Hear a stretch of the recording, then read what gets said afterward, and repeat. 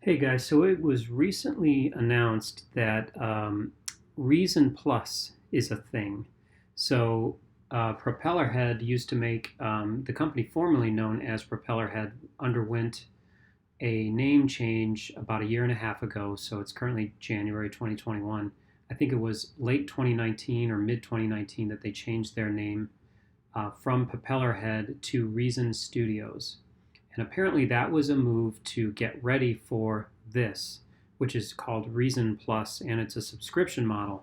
So for all the Reason users out there, and I am one of them, I started using Rebirth back in the late 90s and Recycle Rex files, which are some of the earliest, really some of the earliest digital audio workstations ever. Back when Propellerhead back then partnered with Cubase and other companies to release Rebirth, Recycle, and eventually Reason.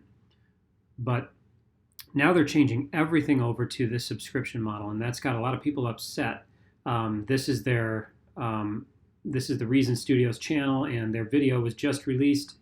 And judging by the downvotes, the vast majority of people don't like this, and the people that are looking at this video are probably customers, especially when you look through the comments. And the comments are telling. So the people that bought Reason Suite are kind of getting screwed over, and I totally agree with that. Reason Suite is expensive, and now they're basically, so the people that just bought that would now have to switch over to this subscription model, apparently something like $20 a month. And the thing about subscriptions is that once you cancel your subscription, you lose everything. So if you didn't print out or render your stems prior to canceling your subscription, you would need to go into every session and render everything out and then cancel your subscription if you wanted to save anything. So at least that's how I understand it, based on this move that Reason made recently. So it's going to make everything complicated, and they'll hope they can scam you in the process like waves, says this guy. I don't know about scam, but yeah, it's going to make everything complicated for sure. This person bought the suite upgrade and they're walking away on us. Yeah, I could see how you feel like they're walking away, because I would too. I didn't buy the upgrade, but I bought Reason 11 recently for, I believe it was under $200 because I upgraded from Reason 8. So I kind of started out on what's called Reason Adapted, which is a version that came, I think, free with MacBooks way back in the day, early days of MacBooks.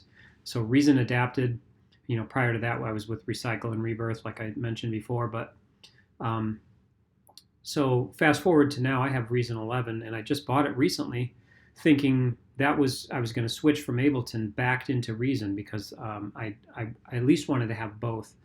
But with this move, I'll continue to use Reason 11, but I'm going to have to focus on a different DAW. I'm not going to do the subscription model with Reason Studios here. And this person says you should have released this with Reason 12 or at the beginning of the life cycle of Reason 11. People upgraded or bought Reason 11 or Reason 11 Suite, which is very expensive, thinking that Reason Studios will not go with the subscription model, and now they're going with the subscription model. So some people are saying Reason Plus is backed by a venture capital firm, but I'm not finding any evidence of that. It's a privately held company, from what I understand, since 1994. But I do wonder, this move makes me wonder if VC got in and said, yeah, let's switch, let's be like Adobe and switch to subscription model, or be like Roland Cloud. But Roland Cloud is different. They're a subscription model, but they offer instruments and instruments only. They're not a DAW. So this is a fully featured DAW that is switching to subscription only model. And to my knowledge, the only one of the major DAWs that's doing this, but I could be wrong. I'm not aware of Ableton doing this, Logic, or any of the other ones, but I could be wrong on that. So yeah, let's see what else are people are saying. This person's upset. They upgraded from Reason 11 to Reason Suite, again, very expensive, and now they're discontinuing it with the introduction of Reason Plus. So no new devices or features included in future updates like they used to do in the past. So you can kiss all of your upgrades goodbye. So it used to be that with every major release of Reason, they would update it for a while and improve it, and then they would eventually abandon it in favor of a new major release, which I get. But now that they've announced this, you can be sure that the developers are only working on Reason Plus, and they're not going to do anything related to Reason older versions unless it's security related or something along those lines, or a big bug fix. Some people are seeking refunds. I would say good luck on that. I don't think requesting a refund is going to work. I would demand one if I was you, if you really feel that strongly about it. I don't think requesting it's really going to work. Let's see what else people are saying here. They're still waiting for the benefits of the suite version. Yeah, rack extensions, that's a big deal too. So if you bought rack extensions, so they had this shop within Propellerhead's website where you could buy these rack extensions, and some of them are pretty expensive. They used to offer some free ones several years ago, but they, to my knowledge, they weren't even in the end days of their shop, which apparently is gone in favor of Reason Plus. They weren't even offering the free ones anymore, but I bought several rack extensions that I'll continue to use with Reason 11 since I purchased Reason 11, but that's the end of the line for me. I'm not going to switch over to Reason Plus. Some people are talking about Combinator 2, which is one of the key instruments in Reason, and how outdated it is as compared to some of the newer DAWs and VSTs, even Ableton.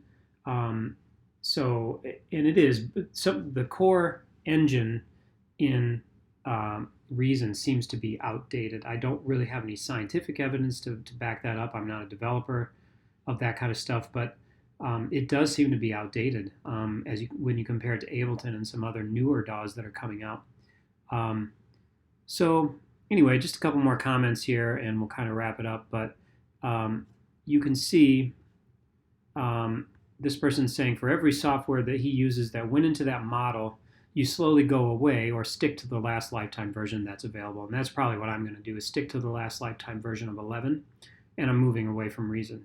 Unless Reason 11 beats Ableton, because I have both, and I switch between the two for no particular reason other than the fact that I find Reason's workflow easier to use. I have trouble still to this day. I've been using Ableton for a couple of years now, even navigating, doing some basic navigation within Ableton, and Ableton seems to be more geared towards live performance to me versus Reason, which is not, but can be adapted to that. But so this person has been using Reason since Reason 3, which was early. This person from Reason 1, so the early 90s. And yeah, I like this comment. You'll own nothing and you'll like it, because that's basically what they're doing. You're not going to own anything with Reason Plus. Any subscription model that you have is just rental. So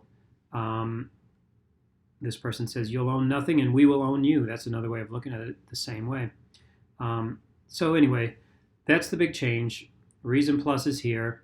People don't seem to like it. I am one of those people that doesn't like it. But I'm going to stick with Reason 11 and continue using it. And then if I ever decide that I don't want to use Reason 11 anymore, I'm done with Reason. I'll do something else. So congratulations, Reason Studios. I think you've just ticked off your user base, and you're going to have to make some changes to get people to like it again, whether that's offering discounts if you have Reason Studios or Reason Suite, or just trying to keep people as customers. I think you've got some work to do, because this wasn't welcome news. So anyway, love to hear your comments on this if you're a Reason user. And if you're not a Reason user, also would love to hear your comments about the subscription model in general. Do you think other DAWs will follow? Are you familiar with Adobe's subscription model, and do you like what they've done there? So let us know in the comments, and thanks for watching.